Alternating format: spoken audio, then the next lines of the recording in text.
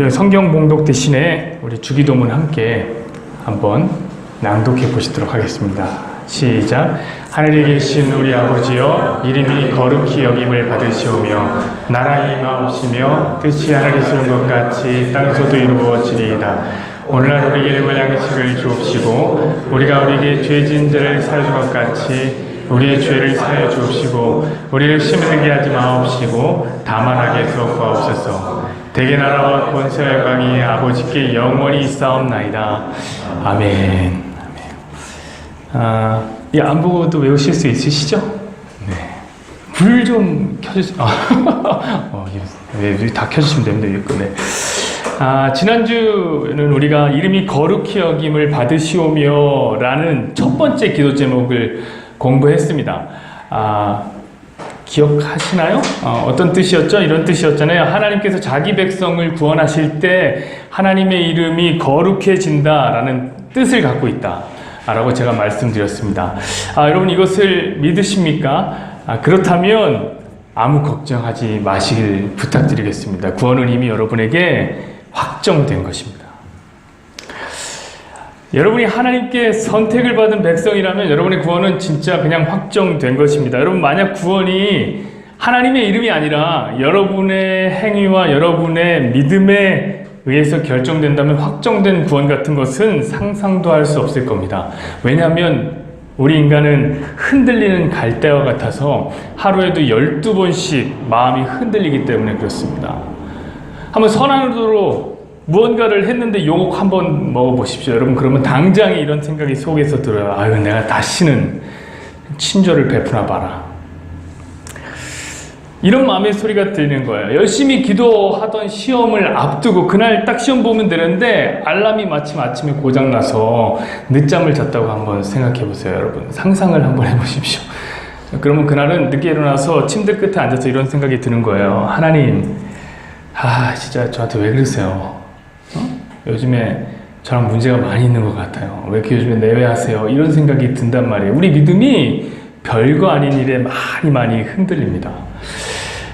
우리의 믿음과 행위가 이렇게 연약합니다. 그런데 우리의 구원이 우리의 행위와 믿음에 달려있으면 너무 불안하지 않아요? 너무 끔찍하지 않습니까? 하루에도 12번씩은 천국과 지옥을 우리 왔다 갔다 할 거예요. 천국에 갔다가 지옥에 왔다가 난리가 날 겁니다. 여러분 그러나 지난주에 공부한 바에 의해서 구원에 하나님의 이름이 달려있다면 이야기는 180도로 달라집니다.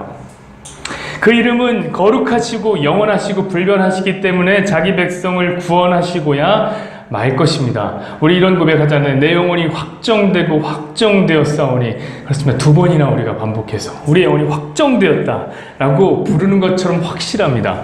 시편 23편 3절에 보면 이런 말씀이 있어요. 하나님께서 우리 영혼을 소생시키시고 우리를 의의 길로 인도하신다 라는 말씀이 있습니다. 근데 이 말씀에 이런 단서가 없어요. 네가 잘하면, 너의 믿음이 훌륭할 때에 라는 단서가 없습니다. 오히려 여기는 이런 단서가 있습니다. 자기 이름을 위해서 그렇게 하겠다. 자기 이름을 위해서 우리를 의의 길로 인도하시며 푸른 초장으로 인도하시겠다. 여러분 그러니 이것이 얼마나 안심이 됩니까? 주님이 자신의 이름을 위해서 우리를 구원하시겠다고 말씀하시니까요. 여러분 주기도문의 첫 번째 기도는 하나님이 반드시 구원하신다라는 믿음을 갖고 살라라는 삶의 지향점을 이야기해 주고 있는 것입니다. 자, 오늘은 두 번째 기도입니다. 나라가 임하옵시며. 오늘 제목은 나라 이 임하옵시며 라고 했죠. 사실 우리가 봉독할 때도 보면 아까 전에 나라 이 임하옵시며 라고 낭독을 했습니다. 나라 이 뭔가 좀 다르지 않습니까? 왜 그러냐면 이 나라 이라는 이 번역이 왕정시대 때 번역이 되었기 때문에 그런 거예요. 조선시대 때 비로소 한글로 이 성경이 번역이 됐습니다. 그때 주기도문도 함께 번역이 되었습니다. 우리 한글에는 이 주격조사라는 게 있는데 주어 뒤에 붙여지는 이제 조사들이죠. 어떤 게 있냐면 은는, 이가 이게 4개가 있습니다. 4개. 은는, 이가. 이 받침이 없을 때는 뭘 쓰죠? 는과 가를 씁니다. 예를 들면 주희는 이렇게 쓰죠. 주희가. 받침이 있을 때는 어떻게 씁니까? 은과 이를 씁니다. 주성이가 받침인데요. 주성 은, 주성, 이 이렇게 쓴단 말이죠. 그런데 안타깝게 이 주격조사에는 이 존칭이 없어요. 존칭이. 그렇죠? 은는이가 무슨 존칭이 있어요. 하나 있다면 이렇게 말할 때 존칭이 됩니다. 깨서라는 말을 붙이면은 존칭이 생기는 거예요. 그렇죠? 깨서. 그런데 이 깨서는 인격이 있는 사람에게만 쓰는 단어예요. 그렇죠? 선생님께서 이렇게 쓰죠? 의자께서 이런 말은 안 쓰잖아요. 책상께서 이런 말씀을 안 쓰는 거죠. 그러니까 하나님의 나라가 임할 때에도 하나님의 나라께서 이렇게는 쓸 수가 없는 거예요. 그렇죠? 하나님의 그냥 나라가 임하옵시며 라는 말을 써야 되겠죠. 왜냐하면 나라라는 것은 인격의 대상이 아니니까요. 그래서 이번에 성경이 이제 번역될 때 다시 개역 우리가 한글로 쓰고 있는데 개역 개정으로 개정이 될 때 성경을 보면 그 앞에 이렇게 나라가 임하옵시며로 주기도문이 바뀌었습니다. 바뀌었어요. 아마 여러분의 성경에 보면 앞에 이렇게 주기도문에 나라가 임하옵시며 라고 쓰여 있을 것입니다. 근데 이 나라이 임하옵시면은 당시 조선시대 때 번역이 된 것이라 왕정을 살아가는 사람들에게 나라가 임하는데 나라를 평칭으로 쓸 수 없는 거예요. 나라 어떻게 맘먹어요? 나랑 같이 맘먹어요? 이렇게 쓸 수가 없는 거예요. 게다가 이건 하나님의 나라잖아요. 하나님의 나라. 하나님의 나라. 그러니까 여기에 존칭을 담고 싶은 거예요. 이 나라는 곧 왕이 아니었습니까? 짐이고 국가다. 그러니까 거기 존칭을 쓰고 싶은데 존칭의 의미가 없기 때문에 문법을 깨고 원래는 나라가 임하옵시며 라고 써야 되는데 이라는 말을 붙인 거예요. 존칭의 의미를 더하기 위해서. 물론 이것이 오늘날에는 틀렸다고 해서 다시 번역을 했어요. 다시 나라가 임하옵시며. 여러분의 성경이 그렇게 돼 있을 겁니다. 그러나 저는 이 나라 임하옵시며라는 번역이 신의 한 수인 번역이었다고 생각해요. 저는 이 번역이 참 좋습니다. 그래서 오늘 제목을 나라가 임하옵시며라고 안 하고 나라 이 임하옵시며라고 붙였습니다. 그리고 이게 왜 좋은지는 우리가 설교가 끝나게 될 때 그 이유를 알게 될 것입니다. 여러분, 나라는 무엇입니까? 우리는 사회 시간에 국가의 3요소에 대해서 들어봤을 거예요. 나라, 국가의 3요소는 첫 번째는 주권, 두 번째는 국민, 세 번째는 영토입니다. 이 세 가지 사항은 너무나 중요해요. 그래서 대한민국 헌법에도 이 내용을 제일 먼저 담아놨습니다. 대한민국 헌법 제1조 1항은 뭐냐면 대한민국은 민주공화국이다. 2항은 대한민국의 주권은 국민에게 있고 모든 권력은 국민으로부터 나온다. 그렇습니다. 1조가 뭘 얘기하는 거죠? 주권에 대해서 얘기하고 있는 거예요. 주권에 대해서. 그럼 헌법 2조는 뭘 얘기할까요? 2조 1항은 대한민국의 국민이 되는 요건은 법률로 정한다. 2항 국가는 법률이 정하는 바에 의해서 재외 국민을 보호할 의무를 진다. 자, 뭐에 대한 얘기입니까? 2조는 국민에 대한 얘기예요. 국민에 대한 얘기. 자, 3조는 뭘까요? 3조, 대한민국의 영토는 한반도와 그 부속도서로 한다. 자, 3조는 영토에 대한 이야기를 하고 있는 겁니다. 여러분, 이게 다 중요하기 때문에 1조, 2조, 3조에 다 갖다 붙인 것이죠. 여러분, 이 중에 하나만 없어도 그것은 국가가 아닙니다. 하나님의 나라도 마찬가지입니다. 이 세 가지 사항이 만족이 돼야지 하나님의 나라가 되는 거예요. 자, 하나님 나라를 상상해 보노라면, 생각해 보노라면, 저는 이 세 가지 중에 두 가지는 항상 만족하는 나라다. 하나님의 나라가 두 가지는 만족해요. 항상 만족해요. 뭐냐면 영토와 국민입니다. 여러분들이 인정하든 인정하지 않든 하나님께서는 이 세상을 창조하셨습니다. 그러므로 이 땅은 모두 하나님의 것입니다. 우리 출애굽기 19장 5절의 말씀을 한번 볼까요? 넘겨줘 보세요. 세계가 다 내게 속하였나니 너희가 내 말을 잘 듣고 내 언약을 지키면 너희는 열국 중에서 내 소유가 되겠고. 여러분, 우리가 아래로 땅 밟고 있는 살아가는 모든 땅과 우리가 아직도 한 번도 제대로 정복해 본 적이 없는 저 드넓은 바다 역시 하나님 만든 세계입니다. 위로는 하늘과 그 하늘 위에 우주, 끝도 없이 펼쳐져 있는 우주의 공간들 역시 하나님이 만든 하나님의 소유입니다. 그리고 그 하늘 위에 하늘, 그 또 위에 하늘인 하나님이 거하시는 저 영원한 하늘나라 천국 역시 하나님의 것입니다. 그러므로 온 세계가 다 하나님의 것이며 모두 그의 영토입니다. 여러분, 또한 국민들 역시 하나님의 것입니다. 국민들 역시. 하나님이 지으신 것은 이 세상 우리가 밟았고 살아가는 이 땅뿐만이 아닙니다. 이 지구상에 살아 숨쉬는 모든 인간은 하나님께서 만들었습니다. 우리 시편 139편 13절 볼까요? 주께서 내 장부를 지으시며 나의 모태에서 나를 조직하셨나이다. 아마 이 진화론을 믿는 사람들이 이걸 인정할 수가 없겠죠. 그렇지만 그들이 인정하든 인정하지 않든 상관이 없습니다. 왜냐하면 이것은 지음을 받은 자가 인정하거나 부정할 만한 문제가 전혀 아니기 때문에 그래요. 여러분, 지은 자가 있는데 지음을 받은 자가 이게 기다 아니다 라고 말할 수는 없는 것입니다. 부모가 제 아무리 가난하고 무식하고 가진 것이 없다고 해도 당신 내 부모가 아니야 라고 말할 수는 없어요. 아니, 그렇게 말하는 사람들이 있더라고요. 그렇게 말할 수도 있어요. 그리고 그렇게 자신을 생각하며 살 수 있습니다. 그러나 그렇다고 해서 진짜 그가 부모가 없이 하늘에서 뚝 떨어진 존재는 아닙니다. 그렇게 말하고 생각할 수는 있어도 그 역시 낳아준 육의 부모가 있는 것입니다. 역시 우리도 마찬가지예요.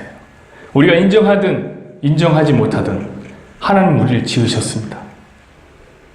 우리가 스스로 과학에 취하고 스스로의 논리에 취해서 우리 조상이 원숭이고 단세포 생물에서부터 다세포로 어류와 양서류를 거쳐 파충류에서 우리가 포유류가 됐다고 믿는다 해도, 그래서 하나님 따위는 필요가 없고 하나님은 죽었다고 소리칠지 모른다 할지라도 여러분, 인류를 만든 하나님은 존재하고 계십니다. 그분은 우리의 장부를 만드셨습니다. 그러니까 우리 오장육부를 만드셨어요. 오장인 간, 심장, 비장, 폐, 신장. 육부는 담, 위, 대장, 소장, 방광, 삼초를 만드셨습니다. 이게 우리 만들었다고, 장부를 만들었다고 얘기하잖아요. 우리가 모태에서는 자궁에 착상된 그 시점부터, 그때는 아주 작은 핵과 같은 존재였는데 점점 조직이 불어나는 것 역시 우리를 조직하고 계시는 분이 계시다 라고 시편은 말씀하십니다. 그러므로 여러분, 인류는 다 하나님의 것입니다. 특별히 하나님은 그 모든 인류 중에서 하나님의 백성들을 선택하셨습니다. 우리 에베소서 말씀을 한번 봤으면 좋겠는데요. 보십시오. 곧 창세전에 그리스도 안에서 우리를 택하사 우리를 그 사랑 안에서 그 앞에 거룩하고 흠이 없게 하시려고, 여러분, 하나님께서는 창세전에 하나님의 사람들을 선택하셨습니다. 그러니까 아직 세상이 지어지기 전에, 이 시간과 공간이 있기 전에, 사람이 만들어지기 전에 먼저 하나님은 자신의 백성들을 선택하셨습니다. 그들이 바로 누구냐면 그 하나님의 이름을 거룩하게 만드는 저와 여러분, 하나님의 백성들, 성도입니다. 여러분, 그러므로 하나님의 나라는 국민들이 변함없이 항상 존재해요. 아니, 사람이 만들어지기 전부터 있었는데 그 나라 백성들이 영원히 존재해요. 영토도 확실합니다. 그러니 뭐가 있으면 됩니까? 주권만 있으면은 이제 하나님의 나라는 임하는 거예요. 그러나 안타깝게도 주권은 확실하지가 않아요. 이 주권은 뭐냐면 다스림인데, 하나님의 백성인 인간이 하나님의 다스림을 거절한 것입니다. 이게 죄라고 제가 늘 말씀드렸습니다. 하나님의 다스림을 거부하는 것이 죄입니다. 다른 게 죄가 아니라. 여러분, 우리 조상 아담과 하와가 하나님의 다스림을 거부하고 선악과를 따먹는 순간 인간은 하나님의 다스림을 거부한 거예요. 그때부터 저 여러분을 비롯한 모든 인류가 공중의 권세 잡은 자, 사탄의 다스림을 받게 되었습니다. 우리 에베소서 2장 2절의 말씀을 한번 볼까요? 그때에 너희는 그 가운데서 행하여 이 세상 풍조를 따르고 공중의 권세 잡은 자를 따랐으니 곧 지금 불순종의 아들들 가운데 역사하는 영이라. 여러분, 여기서 공중의 권세 잡은 자, 공중으로 번역된 이 헬라어 아엘이라는 말은요, 어떤 의미냐면 티끌 같은 먼지를 하늘로 쫙 뿌릴 때에, 공중으로 뿌릴 때 그때에 쓰는 단어예요. 향방 없이, 성경에 보면 향방 없이 주먹을 날린다 라는 말을 쓸 때에 쓰는 단어가 바로 이 공중입니다. 여러분, 그러므로 이 공중이란 단어는 사탄 또한 이 세상에 자기 영역을 두고 있는 존재라, 공중이라는 영역을 두고 있다라는 것을 말하는 게 전혀 아니에요. 그러니까 오히려 그 전혀 영역을 찾아볼 수 없는, 그러니까 사탄이란 존재는 사실 아무것도 아닌 헛개비 같은 존재야. 그의 나라가 어디에 영역이 있어? 라는 말을 쓸 때 이런 말을 쓰는 겁니다. 그런데 사람들이 하나님의 다스림을 떠나서 이 헛개비 같은 사탄의 다스림을 받게 된 거예요. 이것이 인간이 당한 심판이에요. 아무것도 아닌 사탄에게 다스림을 받는 것 말입니다. 사랑하는 여러분, 누구의 다스림을 받느냐? 이거는 굉장히 중요한 문제입니다. 얼마 전에 이영학이라고 하는 사람, 일명 그 어금니 아빠예요. 어금니가 이렇게 부어오르는 병을 갖고 있거든요. 그 사람이 사형 선고를 받았습니다. 자기 아내를 시아버지, 그러니까 자기 아버지에게 넘겨줘서 성폭행을 하게 하고, 사람들이 불쌍해서 준 구제, 왜냐면 이빨이 이렇게 부어오르는 불치병을 갖고 있으니까 구제해줬단 말이에요. 구제비를 자신이 사유화해서 이 온몸에 값비싼 문신을 하고요, 고급 차를 막 두세 대씩 끌리고 좋은 집을 사서 거기에서 여자를 파는 포주 역할을 했어요, 이 남자가. 그러다가 자신의 딸의 친구를 유심히 보고 있다가 그 딸을 유인해갖고 성폭행하고 죽여서 시체를 유기했단 말입니다. 그 혐의로 사형을 받은 것입니다. 지금 그놈을 생각하면 이거 말 그대로 그냥 천인공노할 놈이에요. 진짜 나쁜 놈이죠. 그런 놈이 다 있습니까? 근데 그 딸이 있어요. 이영학의 딸. 그 딸은 이영학의 지시로 친구를 유인하고 죽은 친구의 시체를 유기하는데 도움을 준 대가로 실형을 4년이나 구형받았습니다. 여러분, 사실 이 딸은 이영학과 같은 질병이 있어요. 이빨이 막 부어올라요, 여기가. 그래서 아버지의 도움이 없이는 살 수 없어요. 왜냐면 모든 아버지의 계좌로 돈이 다 들어갔으니까, 후원금이. 아버지 없으면 못 살아요. 말 그대로 아버지의 다스림이 없으면 삶을 영위할 수 없는 상황에 이 딸이 놓여 있었습니다. 그 딸이 무엇을 선택할 수 있었겠습니까? 저는 그 딸이 참 불쌍하다고 생각해요. 아버지가 이영학이라서 그 아버지의 다스림을 받아서 그 딸은 그런 결론을 그냥 맺은 겁니다. 최근에 이단 목사님들의 성추행 사건이 막 폭로되고 있어요. 끊이지 않고 있어요. 자기랑 잠자리를 해야지 구원을 받는다 해서 시작해서 자기의 전 재산을 갖다 바치라고 얘기하고, 자식들에게는 부모와 연락을 끊고 인연을 끊으라고 하고, 부부들 간에는 이혼시키고, 온갖 나쁜 짓은 다 시켜요. 그러면서 교회에서 봉사를 다 시킵니다. 그런데 또 그걸 하란 대로 하는 성도들. 물론 이 성경을 이제 덮어놓고 믿어서 성경을 펼쳐놓고 성경을 좀 읽었으면 그거 하란 대로 그렇게 안 했겠죠. 덮어놓고 믿어서 그랬지만 좋은 목사님을 만났다면 얼마나 좋았을꼬. 가슴이 무너지는 대목 중에 하나예요. 사랑하는 여러분, 누구에게 다스림을 받느냐? 이렇게 중요한 문제입니다. 그래서 하나님의 다스림을 떠난 순간 그 인생은 종친 거예요. 심판을 이미 받은 거예요. 공중의 권세 잡은 사탄의 다스림을 받기 시작했을 때 지옥은 이미 시작됐어요. 지옥이 가야 지옥이 시작된 게 아니라 사탄의 다스림을 받는 순간 지옥은 시작된 거예요. 가장 악한 존재, 절대로 엮여서는 안 되는 존재가 지금 다스리는 인생. 그럼 그 인생이 어떤 결론을 맺을지 저는 눈 감고 있어도 보여요. 불 보듯이 뻔해요. 그러므로 사탄의 지배 받는 것이 지옥입니다. 근데 예수님이 이 땅에 오셔서 그 사탄의 권세를 끊어버리신 거예요. 바로 십자가에서 말입니다. 골로새서 말씀 한번 볼까요? 2장 15절 말씀입니다. 통치자들과 권세들을 무력하여 드러내어 구경거리로 삼으시고 십자가로 그들을 이기셨느니라. 통치자와 권세, 이 세상에 지배하고 있는, 이 세상을 다스리는 저 사탄을 십자가로 이기셨습니다. 사랑하는 여러분, 그래서 저와 여러분이 자유인이 된 거예요.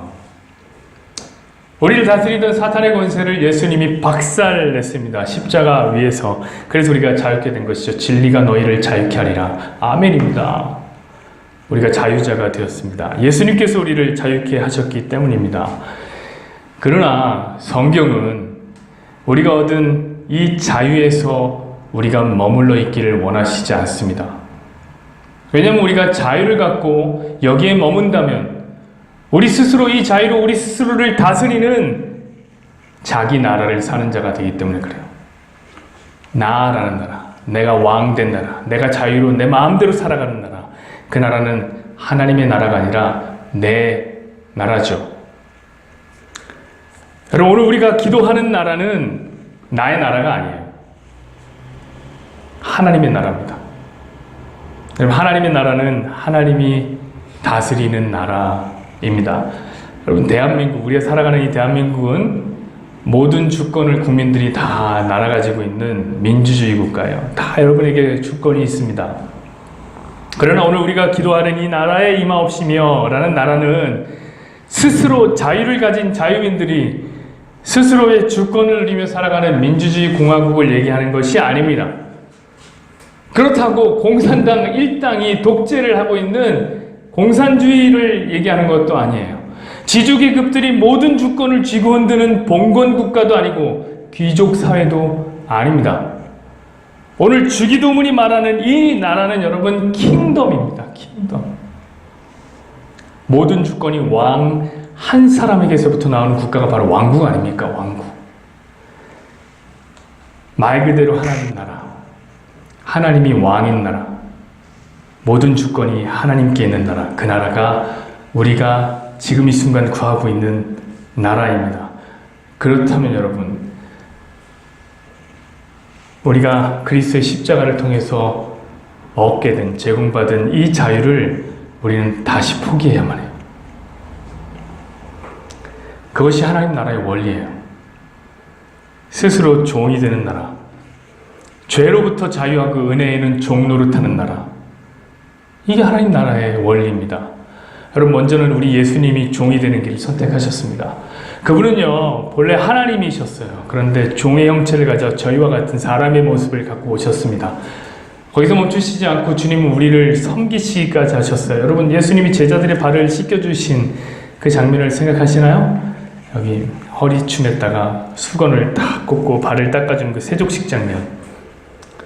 그럼 발을 닦아주는 그 일은 종들 중에서도 가장 천한 종이 하던 일이었어요.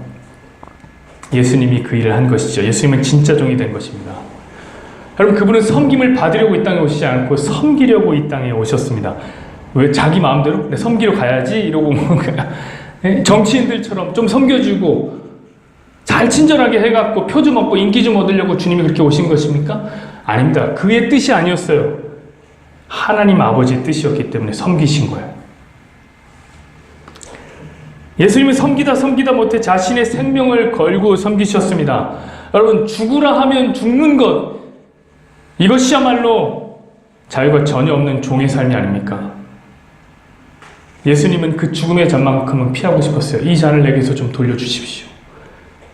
그런데 하나님이 주권이 시키는 대로 그냥 십자가 위에서 죽으신 것입니다. 그러므로 우리 성도들도 그렇게 사는 거예요. 하나님의 주권을 믿으며 하나님이 놓으신 자리가 어떠한 자리든지 그냥 순종하면서 최선을 다해 그 자리를 살아내는 삶을 사는 거예요. 여러분, 혹시 그 자리가 백정의 자리입니까? 평생의 짐승의 배를 가르고 피냄새를 풀풀 풍기고 사람들에게 무시를 당하는 백성의 자리가 거기입니까? 그래도 그냥 그 길을 가는 거예요. 왕의 주권에 순종하면서 말해요.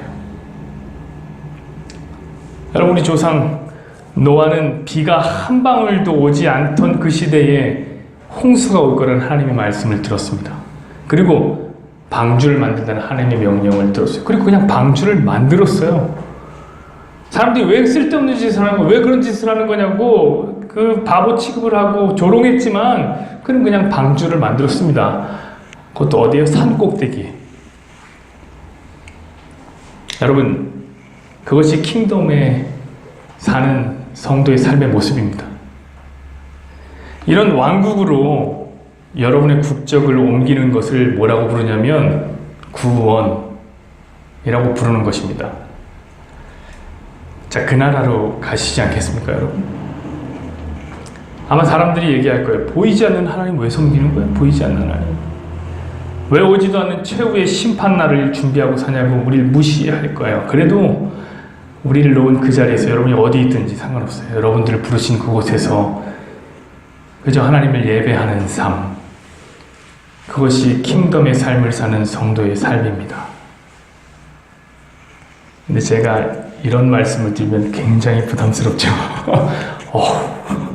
나 그렇게 못 살 것 같은데.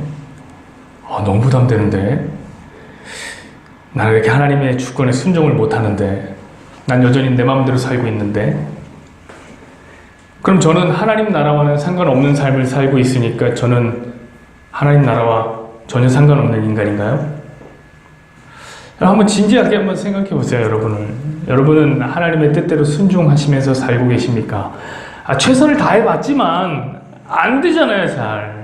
최선 다해보셨잖아요. 하나님의 말씀대로 이웃을 사랑하고 낮아지고 섬겨야지 라고 결심을 했습니다. 그런데 주일에 탁 와갖고 그냥 주성이 깝치는 거 보면 막 못 참겠어요. 참을 수 없어요. 분노가 막 나와요. 저거 봐요, 벌써 표정이 안 좋잖아요. 그럼 우리 다시 세상으로 이민 간 겁니까? 분노에 사로잡혀서 하나님 나라의 법칙을 따르지, 주권을 따르지 않았기 때문에요. 여러분, 결론부터 제가 말씀드리겠습니다. 아닙니다. 여러분, 그 나라로 이민을 가는 것은 우리의 힘으로 가는 게 절대 아니에요. 우리가 이제 하나님의 주권을 인정하고 섬겨야지, 막 다짐하고 하나님 나라를 살아야지, 그렇게 한다고 구성원이 되는 게 아니에요. 그 나라에. 사랑하는 여러분, 오늘 전권 다 잊어버려도 돼요. 요거 하나만 꼭 기억하세요. 이게 뭐냐면 하나님의 나라는 우리가 찾아가는 것이 아니라 우리에게 임하는 것입니다. 나라의 임하옵시며, 나라의 임하옵시며. 이 세상을 따라 사단의 다스림을 받으며 살던 우리에게 그냥 하나님의 나라가 팍 임해버린 거예요. 마태복음 11장 12절을 볼까요? 열받게 하지 말아옵소서. 세례 요한의 때부터 지금까지 천국은 침노를 당하나니 침노하는 자는 빼앗느니라. 그럼 여기서 천국은 하나님 나라죠. 자, 그 하나님의 나라가 침략을 당한다고 써 있습니다. 그럼 우리 어떤 생각이 들어요? 우리가 천국의 문을 열고 천국을 소유할 수 있을 것 같습니다. 그렇지 않습니까? 그러니까 이런 생각이 드는 거죠. 자, 천국이 사람들에 의해서 침략을 당하니까, 그러니까 천국을 침략하기 위해서 봉사도 하고 헌금도 하고 전도도 하자. 하나님이 좋아하시는 일 많이 해서 우리 하나님 나라를 소유하자. 여러분, 이것은 오늘날 이 시대의 많은 교회들의 표어가 아닙니까? 그럼 제가 말한 게 또 안 맞잖아요. 천국 우리가 침략하는 게 아니라고 했는데 제가 침략한다는 거잖아요. 임하는 거라고 하는데, 여러분, 그럼 오해예요. 천국은 침략당하지 않습니다, 여러분. 오히려 천국은 침략합니다.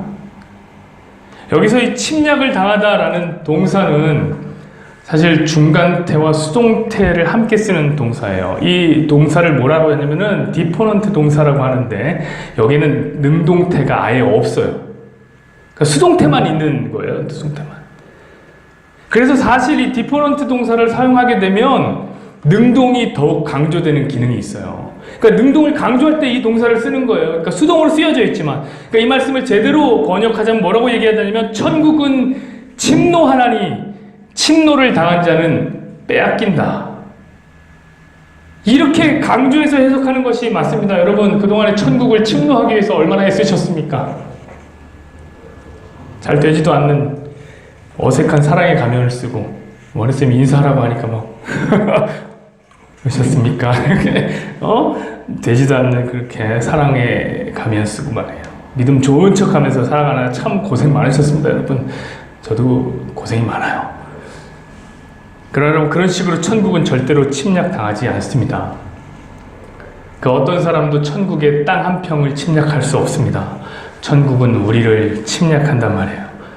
여러분, 그렇다면 왜 세례 요한의 때부터 천국은 침략을 한다고 얘기했을까요? 여러분, 세례 요한이 누굽니까?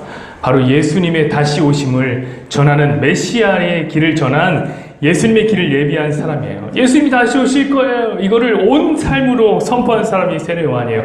그래서 세례 요한의 때부터 천국이 침노를 당한 겁니다. 왜입니까? 예수님 자신이 바로 천국이기 때문에 그래요. 예수님 자신. 예수님이 설명하는 천국을 들어보실래요? 누가복음 말씀을 한번 보십니다. 바리새인들이 하나님의 나라가 어느 때에 임하리까 묻거늘 예수께서 대답하여 이르시되 하나님의 나라는 볼 수 있게 임하는 것이 아니요 또 여기 있다 저기 있다 고도 못하리니 하나님의 나라는 너희 안에 있느니라. 여러분, 늘 예수님을 시험하고 예수님을 무너뜨리고자 했던 사람들이 뭐냐면 이 바리새인들인데, 얘들이 예수님께 물었어요. 하나님의 나라가 도대체 언제 임합니까? 사실 이 바리새인들만큼이나 하나님의 나라를 사모한 사람들은 드물 것입니다. 그들은 생명을 걸고 율법을 지켰던 사람이에요. 말씀대로 살려고 목숨 걸었어요. 여러분, 율법 모두 다 지킨다는 것은 결코 쉬운 일이 아니에요. 결코. 우리 몇 개 되지도 않는 것도 못 지키잖아요. 우린 두 가지밖에 없잖아요. 하나님 사랑과 이웃 사랑. 이것도 잘 어렵지 않나요? 근데 이들은 그렇게 살았어요. 그 이유가 뭔지 아십니까, 여러분? 바로 메시아가 다시 오신다. 이스라엘 나라가 회복된다. 요거 꿈꿨기 때문에 그래요. 여러분, 그들은 하나님의 나라에 대한 단단한 오해가 있었습니다. 이제 과거 고대 근동 사회를 완전히 장악하던, 거기서 맹위를 떨치던 다윗 왕국의 회복이 하나님 나라의 회복이라고 생각했던 거예요. 다시 회복될 거대한 제국, 그리고 그 제국을 일으켜 세우실 메시아를 기다렸던 거죠. 여러분, 그런 목적이 있었기 때문에 그들은 그 어려운 율법 준수의 삶을 산 것입니다. 자기들이 똑바로 살아야 하나님이 메시아 우리한테 보내준다, 이렇게 믿었기 때문에 그런 것입니다. 그러니 여러분, 그동안엔 바리새인과 예수님이 만나는 여러 장면이 있었지만, 그것은 어쩌면 예수님을 무너뜨리려고 바리새인들이 질문을 한 건지 모르지만, 적어도 이만큼은, 요 누가복음의 말씀만큼은 진짜 바리새인들의 가슴속 깊은 곳에서 우러나오는 질문이었어요. 아니, 도대체 하나님 나라 언제 옵니까? 우리가 그토록 기다리던, 이렇게 최선 다해서 살면서 준비하던 하나님 나라 언제 옵니까? 그래서 예수님 대답하는 거예요. 그 나라는 볼 수 있게 임하는 게 아니다. 여기 있다, 저기 있다 할 수 없다. 이 말은 뭐냐면은, 하나님 나라가 우리가 생각하는, 모두가 생각하고 있는 그런 일반적인 모습의 나라라는 게 아니라는 거죠. 그러면서 이렇게 얘기하십니다. 그것은 너희 안에 있다. 여러분, 이게 뭔 뜻일까요? 우리 마음속에 하나님의 나라가 있다는 말씀입니까? 이 뜻입니까? 여러분, 아니에요. 우리 이 말을 잘 알기 위해서는 당시에 이 연설하는 장면을 잘 돌아봐야 돼요. 떠올려 보셔야 돼요. 여러분, 이 당시에 유대사회에서는 한 사람의 연설자가 그 연설을 듣기 위해서 청중들이 어떻게 하면 그 연설자를 삥 둘러쌉니다. 이렇게 안 들어요. 이건 강의식이잖아요. 가운데 있고 삥 둘러싸요. 둥그런 대형을 만듭니다. 그 그림을 생각해 보세요. 그때 바리새인이 물은 거예요. 예수님께. 하나님 나라가 도대체 언제 임합니까? 그때 예수님 말씀하신 거예요. 뭐라고요? 너희 가운데 하나님 나라가 왔잖아. 그 말은 무엇입니까? 내가 천국이잖아. 내가 하나님 나라잖아. 그렇습니다, 여러분. 예수님이 하나님 나라예요. 그래서 제가 나라 임하옵시면 하는 번역을 좋아하는 거예요. 극존칭을 써서 우리는 그 나라를 구해야 돼요. 그 나라가 인격이에요. 인격. 예수님이에요. 예수님 오시옵소서. 그리고 우리를 통치해 주십시오. 이게 나라 임하옵시며예요. 자, 말씀을 맺죠, 여러분. 오늘 우리가 공부하는 주기도문은 예수님의 산상순의 한 자락이에요. 한 자락. 이게 6장이니까, 마태복음 6장이니까. 마태복음 5장에서 8장을 뭐라고 부르냐면 산상순이라고 부릅니다. 예수님께서 산 위에서 설교하는 거예요. 그 처음 시작을 볼까요? 우리 마태복음 5장 1절 한번 보여주세요. 예수께서 무리를 보시고 산에 올라가 앉으시니 제자들이 나온지라. 이게 시작이에요. 여러분, 여기서 앉으시니라는 저 단어는 그냥 단순히 우리가 의자를 앉다 이 정도의 단어가 아니라요, 왕이 보좌에 앉을 때 사용하는 단어예요. 왕이 보좌에 앉을 때. 여러분, 아무도 예수님을 왕으로 부르지 않았어요. 근데 예수님 보좌에 자기가 덜렁 앉아버렸어요. 그러므로 산상수훈은 어떤 말이냐면 왕의 어명이에요. 어명. 그의 백성은 누굽니까? 거기 모인 사람들 다 병들어서 초췌하고 파리한 사람들, 그들이 하나님의 백성이었습니다. 그러니 그 산은 지금 하나님 나라가 돼버린 거예요. 여러분, 지금도 마찬가지예요. 아무도 초대한 사람이 없는데, 아무도 초대한 적이 없는데, 여러분 초대했습니까? 예수님 우리의 마음속에 오셔요. 그리고 그 예수님의 다스림이 여러분 안에서 시작됩니다. 검으로 오신 예수님은 그동안에 여러분들이 섬겼던 것들을 잘라내기 시작할 겁니다. 여러분, 사람들은 자유를 사랑하는 것 같지만 사실 아니에요. 사람들은 섬기는 게 없으면 공허합니다. 왜냐하면 하나님이 사람을 처음 만들 때 하나님을 섬기도록 지어졌기 때문에 그렇습니다. 그래서 여러분들이 다스려야 돼요. 여러분들을 다스리는 그 보좌위는 사실 이미 정원 초과예요. 넘겨주볼래요? 그림 하나를 볼래요? 한번 저 머릿속으로 여러분의 상상력을 발휘해 보십시오. 일단 여러분의 보좌에는 저 중앙에 여러분의 자아가 자리를 딱 차지하고 앉아 있어요. 저 왼쪽 팔걸이에는 돈이 달려 있을지도 모르겠네요. 저 오른쪽 다리 위에는 꿈이, 취미와 중독이 의자 등받이에 탁 달라붙어 있네요. 심지어 걱정과 근심은 목을 지탱해주는 목받침에 또아리를 들고 있습니다. 여러분, 그래서 거기에 예수님 앉을 자리가 없어요. 그러니까 예수님 초대받지를 못했어요. 자리도 없는데 무슨 초대를 받습니까? 그런 나라를 뭐라 그러냐면 사탄의 나라라고 얘기하는 겁니다. 그런 병들고 초췌하고 파리한 저 보좌에 예수님이 임하신 겁니다. 아무도 초대할 사람이 없는데, 예수님이 앉을 수 있는 빈자리가 없는데도 오신 거예요. 그걸 뭐라 그러냐면 침략이라고 하는 거예요. 예수님이 여러분의 심령에 침략하셨습니다. 그리고 저것들을 막 잘라내기 시작하실 거예요. 많이 아프겠죠? 당연히 아프겠죠. 왜냐면 그동안 여러분들이 저것들의 다스림을 받으면 얼마나 행복했어요. 저것들이 여러분의 왕이었는데요. 그걸 잘라내니까 너무 아플 거예요. 그걸 신앙생활이라고 합니다, 여러분. 그러니 그런 고통이 찾아오면 이렇게 기도하면 돼요. 눈을 감고 나라에 임하옵시며 주 사랑 거친 풍랑에도 깊은 바다처럼 나를 잠잠케 해. 주 사랑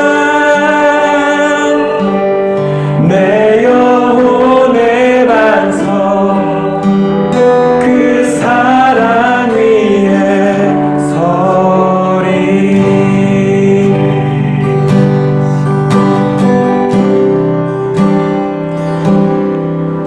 내가 주인 삼은 모든 것 내려놓고 내 주 대신 주 앞에 나가 내가 사랑했던 모든 것 내려놓고 주님만 사랑해. 내가 주인 삼은 모든 것 내려놓고 내 주 대신 주 앞에 나 솔직하게 고백합시다. 내가 사랑했던 모든 것 내려놓고 주님만 사랑해. 주 사랑 거친 풍랑에도 깊은 바다처럼 나를 잠잠케 해. 주 사랑 내 영혼의 반석 그 사랑 위에 서리. 한 번 더 처음부터 고백하기 원합니다. 내가 주인 삼은 모든 것 내려놓고 내 주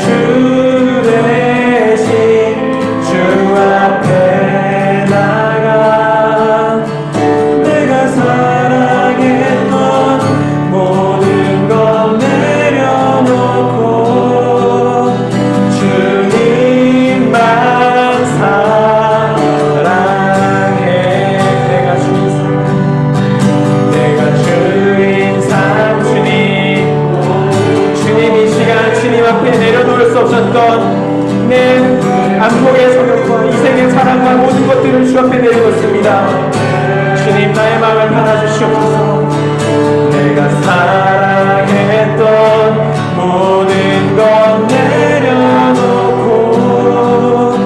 주님만 사랑해. 주 사랑 거친 풍랑에도 깊은 바다처럼 나를 잠잠케 해. 주 사랑 내 영혼의 반석 그 사랑 위에 서리. 주 사랑 주 사랑 거친 풍랑에도 깊은 바다처럼 나를 잠잠케 하네. 주 사랑 내 영혼의 반석 그 사랑 위에 서. 이 시간에 우리 간절히 기도하며 나아가지 않으시겠습니까? 하나님, 주님, 내가 너무나 많은 시간 주님을 저버리고 내 손에 놓여진 주님이 기뻐하시지 않는 것들을 포기하지 못하고 주 앞에 내려놓지 못했습니다. 하나님, 하지만 우리 인생에 무슨 소망이 있겠습니까? 하나님, 주님과 함께하게 되는 영원한 그 나라, 그것 하나를 내가 바라며 주님, 오늘 이 시간 내가 주인 사는 모든 것들을 내려놓고 주님을 향한 나의 사랑을 확정하며 나아가기 원한다고 여러분 그렇게 기도하며 나아가지 않으시겠습니까? 다 같이 기도합시다.